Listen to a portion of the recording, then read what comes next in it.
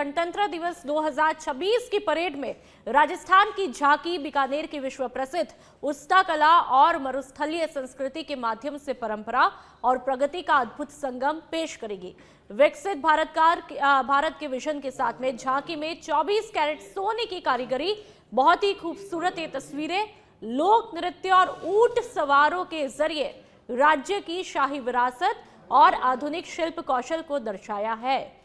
आप ये तस्वीरें देख लीजिए, बहुत ही खूबसूरत आकर्षक तस्वीरें। मुख्यमंत्री भजनलाल शर्मा के मार्गदर्शन में कर्तव्य पथ पर राजस्थान की शान दिखेगी।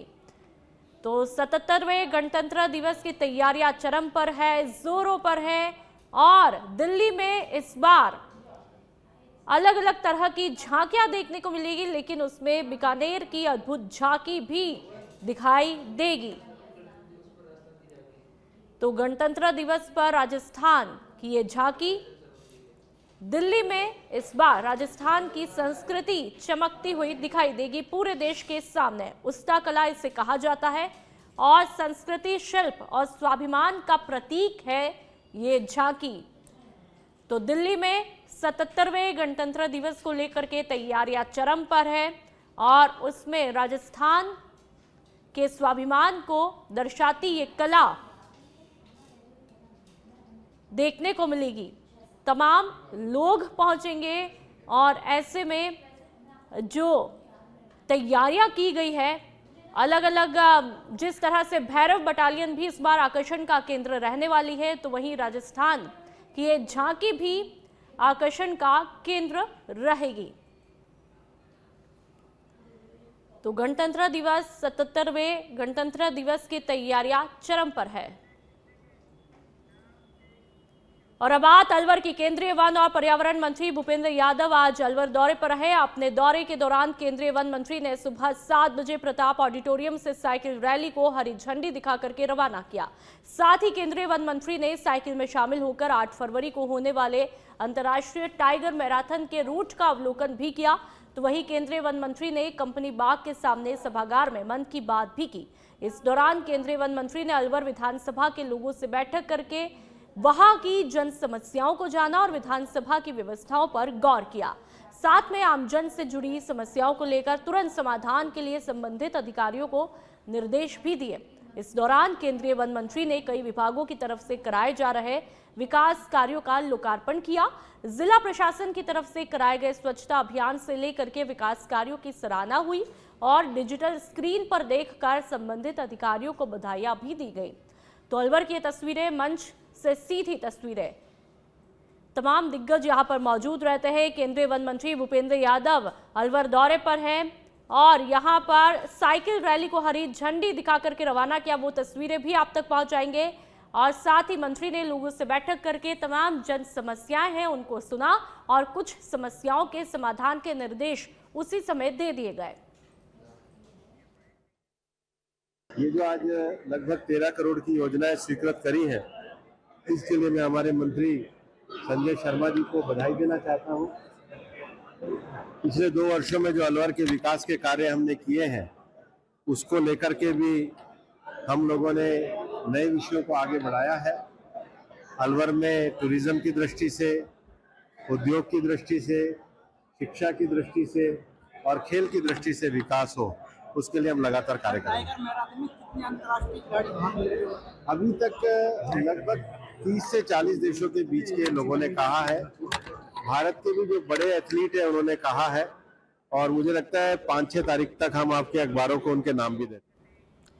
और अब बालोतरा की बात करेंगे। राज्य मंत्री के बिश्नोई बालोतरा जिले पहुंचे, जहां पर बीजेपी कार्यकर्ता और ग्रामीणों ने उनका भव्य स्वागत किया। बाड़मेर बालोतरा जिले के पुनर्गठन के बाद में यह मंत्री का पहला दौरा था। पचपदरा विधायक डॉक्टर अरुण चौधरी और बीजेपी कार्यकर्ताओं ने गर्मजोशी से मंत्री का अभिनंदन किया। इसके बाद में मंत्री गुड़ामालानी और धोरी मन्ना के लिए रवाना हुए।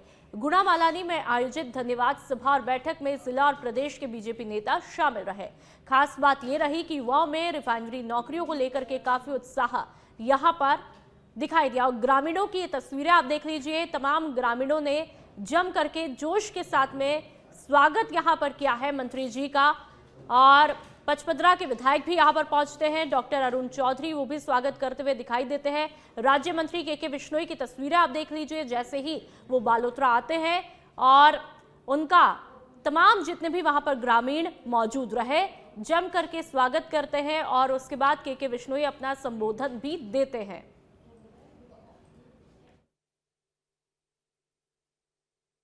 देखिए, अभी मात्र 2-3 घंटे का ही ये समय है, तो कुछ हजारों कार्यकर्ता अभी सवेरे से इस कड़कती हुई ठंड में भी घर से बाहर निकल करके बड़ी उत्साह के साथ में आए हैं।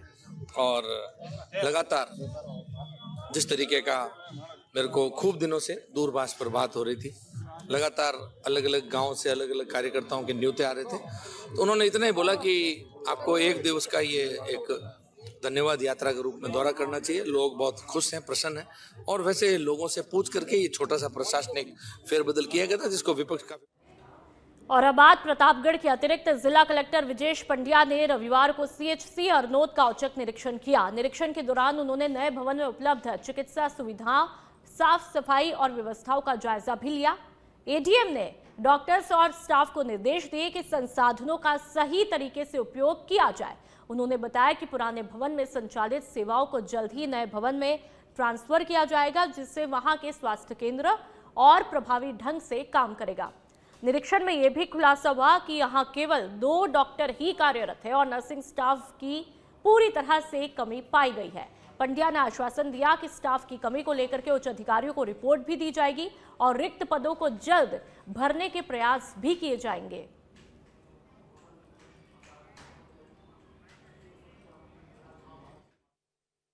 सीएचसी अरनोद का है वो औचक निरीक्षण किया है और यहाँ पे आकर के व्यवस्थाएं देखी है।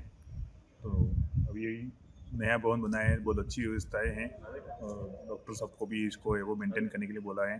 अभी समस्त प्रकार से जो सुविधाएं वो सुचारू हैं, फिर भी अच्छी तरीके से उसको मेंटेन करने के लिए और थोड़ा सा समय की आवश्यकता रहेगी। पुरानी जो सीएचसी है उसको है वो पूरा का पूरा यहाँ पे शिफ्ट अभी जल्दी कर लेंगे। उसके बाद से इसको अच्छे से फंक्शन करने के उन्होंने बताया है। और अभी तक की जो भी हमने इंस्पेक्शन किया है उसमें उनकी सभी प्रकार की सुविधाएं और जांच पड़ताल। और चलिए अब अलवर के खेड़ली की बात करेंगे। कस्बे में स्ट्रीट डॉग और बंदरों का आतंक यहां पर बढ़ता जा रहा है। आए दिन ये जानवर बच्चों और आम लोगों पर हमला कर रहे हैं। आज सुबह 2 मासूम अपने दादा के साथ में घर से दुकान जा रहे थे, तभी स्ट्रीट डॉग ने पहले दादा और फिर बच्चों पर हमला कर दिया। और ये तस्वीरें देख लीजिए। इसके अलावा बंदरों ने छतों और रसोई में घुसपैठ की और आम जनजीवन अस्त व्यस्त किया। वहां के लोग अब सुरक्षा के लिए भयभीत है। नगरपालिका और प्रशासन अब तक इस गंभीर समस्या पर कोई ठोस कार्रवाई नहीं कर पाए हैं। यहां तक कि पुलिस थाना और उप जिला अस्पताल परिसर में भी बंदरों के आतंक से तमाम जितने भी वहां पर कर्मी हैं वो परेशान है। और देखिए कितने मासूम ये छोटे बच्चे आज जिन पर स्ट्रीट डॉग और बंदरों ने हमला किया है। आमजन ने प्रशासन से जल्द समाधान की मांग की है। ये बाबा के साथ आ रहे थे, जो इनको कुत्ता ने हमला कर दिया। पहले तो बाबा पट गए और फिर इनको पट गए। तो कहाँ खा गए इनको ये यहाँ खा गए और यहाँ खा गए कंधा पे। तो 2 बच्चों को खाया है। हाँ, 2 बच्चों को खाया। तो एक तरफ तो सरकार ये कह रही है कि कुत्तों को पकड़े जाएंगे, वो ये पकड़ते नहीं है। बच्चा की जिंदगी खराब हो रही है हमारे। तो आप तो गलियों में घरों से बच्चों को निकलने नहीं दे रहे होंगे डर की वजह ना निकलवा दे रहे। बाबा के साथ आ रहे जब तो पट गए। पहले बाबा पट गए फिर ये खा गए। तो आतंक फैला हुआ है खेड़ी में। फैला हुआ है बहुत ज्यादा। कुत्तों के साथ साथ बंदरों की क्या हालत है? बंदर भी और कुत्ता भी परेशान है बहुत ज्यादा। तो सुनने में आया कि रोज तो आपने देखा कि स्ट्रीट डॉग का आतंक किस कदर फैला हुआ है। अब चलिए बात सिरोही की मंडार से बड़ी खबर। रोहुआ में कृषि कुएं पर पैंथर आया। पैंथर द्वारा कुछ लोगों को घायल करने की सूचना भी मिली है। रोहुआ के पास मानपुर कृषि कुएं पर पैंथर आने से हड़कंप वहां पर मचा।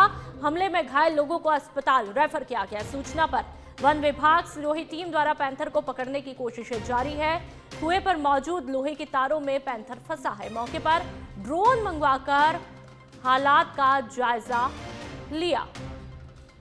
तो लगातार पैंथर का आतंक यहां पर देखने को मिला है और इससे आसपास के इलाके में भी हड़कंप मचा है। सिर्फ यहीं पर नहीं, आपको बता दें कि पूरे राजस्थान में पैंथर का आतंक दिन ब दिन बढ़ता ही जा रहा है, चाहे जयपुर हो, चाहे उदयपुर हो, राजसमंद हो, सवाई माधोपुर हो।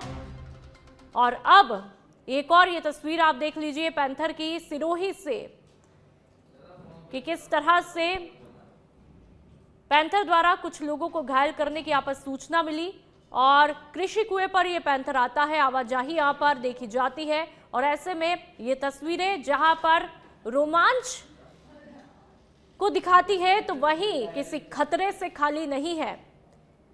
और सिरोही में लगातार देखा कि किस तरह से अब पैंथर की आवाजाही दिन ब दिन बढ़ती ही जा रही है। कुछ महीनों पहले भी वो तस्वीर आपको दिखाई जब यहाँ पर सड़क पर बाइक सवार गुजरते हैं तो किस तरह से पैंथर क्रॉस करता है। और चलिए ज्यादा जानकारी के लिए प्रवीण पुरोहित हमारे साथ में संवाददाता फोन लाइन पर है। प्रवीण, ये पैंथर की तस्वीरें सच बेधड़क पर देखने को मिली है, क्या इस पैंथर ने कई लोगों को घायल किया है और इसका क्या रेस्क्यू किया है, वन विभाग को सूचना दी है, क्या कुछ अपडेट? जी बिल्कुल बताना चाहूंगा, ये रोगा गांव जो है वहाँ पर मानपुर है और वहाँ पर ये कृषि कुआ है, वहाँ पर पैंथर आया और पैंथर के हमले में करीबन 3 लोग हैं वो घायल हो चुके हैं जिन्हें अस्पताल में इलाज के लिए भेजा गया है। हालांकि वन विभाग सिरोही रेंजर है ललित सिंह और पूरी जो टीम है यहाँ पर मौजूद है, लगातार उस पर निगरानी रखे हुए है और ड्रोन के माध्यम से भी उसका मूवमेंट है वो पता किया जा रहा है। फिलहाल जो पैंथर है अलग अलग जगह पे अपने मूवमेंट है वो बदल रहा है और जो लोग है वो भी यहाँ पे भीड़ जमा हो चुकी है और लोगों को भी रास्ता बंद कर दिया गया है क्योंकि लगातार जो पैंथर है उसका मूवमेंट है और इधर उधर जो भागने के है वो प्रयास कर रहे हैं, जिसके चलते लोगों को यहाँ पे रोका गया है। और जालोर से भी कोई टीम है वन विभाग की, उनको भी सूचना दे दी गई है। प्रवीण, वन विभाग की टीम से कोई बातचीत हो पाई? कब तक पैंथर जो है उसका पूरी तरह से सुरक्षित रेस्क्यू कर लिया जाएगा? कितनी देर पहले की ये बात है जब इसने यहाँ पर लोगों को घायल किया? ये करीब 2 घंटे पहले की बात है और पूरी जो टीम है यहाँ पे मौजूद है और जो बताया जा रहा है कि जालोर से टीम आएगी, उसके बाद ट्रैंकुलाइजर है उस किए जाने की संभावना है, उसके बाद जो पैंथर को काबू में किया जाएगा।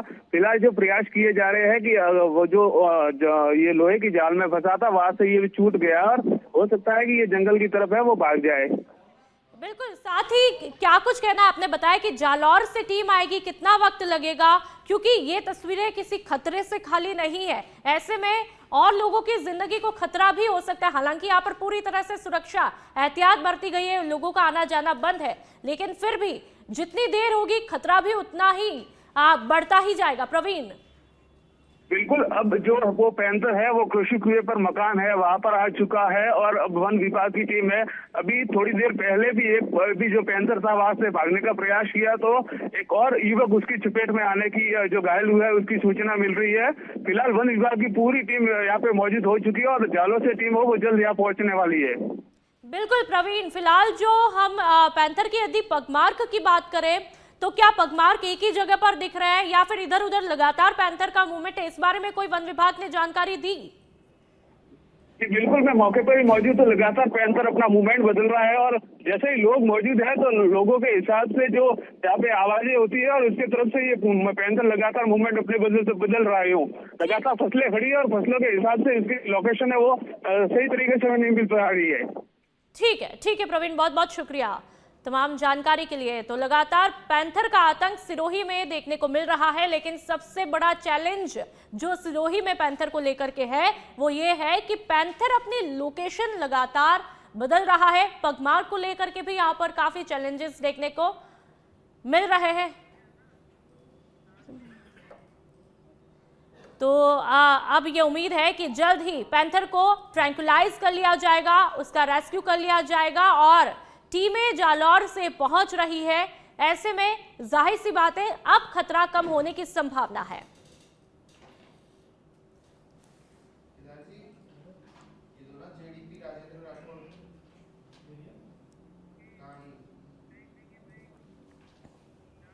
और चलिए बात जोधपुर की। कायलाना रोड स्थित प्रभु जी के खेत के पास में नवजात शिशु का शव मिलने की सूचना से इलाके में सनसनी फैल गई।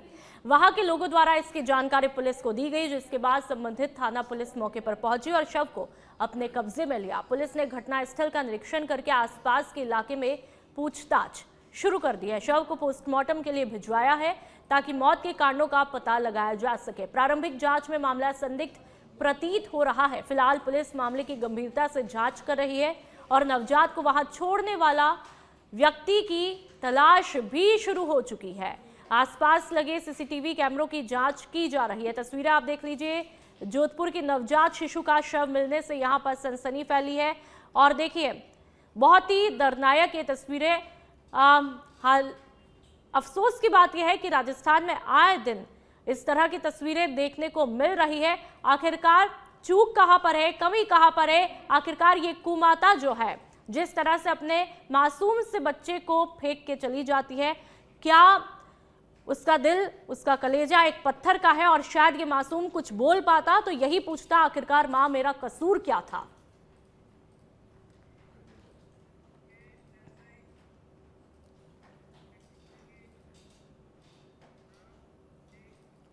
और चलिए बात दौसा की। राष्ट्रगीत वंदे मातरम के 150 साल पूरे होने के उपलक्ष्य में रविवार को दौसा सूचना केंद्र में विशेष प्रदर्शनी का आयोजन किया गया। प्रदर्शनी का उद्घाटन जिला कलेक्टर देवेंद्र कुमार ने फीता काट करके किया। इस मौके पर जिला परिषद के मुख्य कार्यकारी अधिकारी बिरदी चंद गंगवाल भी यहां पर मौजूद रहे। कलेक्टर ने प्रदर्शनी का बारीकी से अवलोकन किया और आमजन से आग्रह किया कि वे इस ऐतिहासिक प्रदर्शनी का अवलोकन जरूर करें। प्रदर्शनी में वंदे मातरम गीत के स्वतंत्रता संग्राम में योगदान, ऐतिहासिक महत्व और देशभक्ति से जुड़े प्रसंग प्रदर्शित किए गए हैं। कलेक्टर ने कहा ये प्रदर्शनी नई पीढ़ी के लिए प्रेरणा स्रोत बनेगी और राष्ट्र प्रेम की भावना को मजबूत भी करेगी। स्वतंत्रता के लिए लड़ाई थी, उसमें अभिन्न अंग रहा है, जिसमें कि इस गीत को जो हमारे फ्रीडम फाइटर्स थे वो गाते थे, एकजुट होते थे और उसका बहुत ही महत्वपूर्ण हिस्सा रहा था। तो उसके 150 वर्ष पूर्व होने पर जो है विभिन्न कार्यक्रम इस गीत को लेकर के करवाए जाते रहे हैं। उसी की निरंतरता में एक 2 दिवसीय प्रदर्शनी आज यहाँ PRO ऑफिस के अंदर लगाई गई है, जिसमें इस गीत के इतिहास, इस गीत का भारतीय फ्रीडम स्ट्रगल में क्या महत्वपूर्ण रोल रहा है और इस गीत का हमारे जो है मैं कहूँगा हिंदुस्तान की चेतना में, हिंदुस्तान के हमारे मॉरल वैल्यूज़ के डेवलपमेंट में क्या क्या योगदान महत्वपूर्ण रहे हैं, उसको लेकर के यहाँ पे आज प्रदर्शित लेखन के माध्यम से और चित्र के माध्यम से और चलिए बात जोधपुर की। सरदारपुरा विधानसभा क्षेत्र में आज पूर्व चिकित्सा मंत्री यानी कि राजेंद्र राठौड़ पहुंचे। इस दौरान उन्होंने 22 लाख रुपए के विकास कार्यों का उद्घाटन किया। कार्यक्रम में सूर सागर विधायक देवेंद्र जोशी, जोधपुर शहर विधायक अतुल भंसाली और पूर्व राज्य मंत्री महेंद्र सिंह राठौड़ मौजूद रहे। राठौड़ ने कहा राजस्थान की बीजेपी सरकार हर साल अपना रिपोर्ट कार्ड जनता के सामने रखती है। उन्होंने मुख्यमंत्री भजनलाल शर्मा के नेतृत्व में प्रदेश की आधारभूत संरचना मजबूत होने और तेजी से विकास की बातें भी साझा की। मैं समझता हूं कि नासमझी के कारण से कई बार ट्वीट खेलें, इस खेल के अंदर 100 गहलोत भी ट्वीट कर जाते हैं। ये सारी परीक्षाएं जो औरम सीट के आधार पर जिनमें गिरफ्तारियां हुई है 2019 में हुई, जनवरी 2019 से लेकर मार्च 2019 तक, और जिसने कंपनी ने इसकी परीक्षा कराई उसका चयन भी अशोक गहलोत जी के शासन में हुआ। निश्चित तौर पर इसमें जांच होगी, जांच आगे बढ़ेंगे तो तार कहीं से कहीं जुड़ जाएंगे। कई बार इस सरकार पर आरोप लगाने से पहले वो भूल जाते हैं कि जो वो उंगली उठा रहे हैं वो 4 उंगलियां उनकी तरफ ही मुड़ गई। मान के चले कि जो पुराने तार मुखिया तक जुड़ जाएंगे। निश्चित तौर पर आपने देखा होगा उनके खुद ही निजी जो रक्षक थे, उनके पर्सनल PSO, वो और उनके पुत्र की गिरफ्तारी क्या संकेत दे रही है। आज सबसे निजी अपना कोई बढ़ते आगे दौसा की बात करेंगे। राष्ट्रीय मतदान दिवस के मौके पर रविवार को फिट इंडिया साइकिलिंग ड्राइव के अंतर्गत संडे ऑन साइकिल कार्यक्रम का आयोजन किया गया। ये साइकिल रैली दौसा जिला कलेक्ट्रेट से पंडित नवल किशोर शर्मा PG कॉलेज तक निकाली गई। जिला परिषद के मुख्य कार्यकारी अधिकारी बिरदी चंद गंगवाल ने हरी झंडी दिखाकर साइकिल और दोपहिया वाहन चालकों को रवाना किया। CEO गंगवाल ने कहा फिट इंडिया अभियान के तहत हर नागरिक को सप्ताह में कम से कम 1 साइकिल चलानी चाहिए। एक दिन में 1 साइकिल चलानी चाहिए, सप्ताह में 1 दिन। इससे शरीर भी फिट रहता है और ऊर्जा भी बनी रहती है। कार्यक्रम में मौजूद अधिकारियों, कर्मचारियों और प्रतिभागियों ने सामूहिक रूप से वंदे मातरम गीत का गायन भी किया। ये एक मैसेज दिया जा रहा है, आज राष्ट्रीय मतदाता दिवस है और ज़्यादा से ज़्यादा लोकतंत्र को मजबूत बनाने के लिए और जागरूकता पैदा करने के लिए आज ये विशेष रैली आयोजित की गई है। राज्य स्तर पर भी एक बड़ा कार्यक्रम होता है, डिस्ट्रिक्ट लेवल पर भी बड़ा कार्यक्रम होता है। उसी के क्रम में ये साइकिल रैली का जो निर्देश प्राप्त है उसके जागरूकता रैली जाती है। कहाँ से कहाँ तक आयोजित ये यहाँ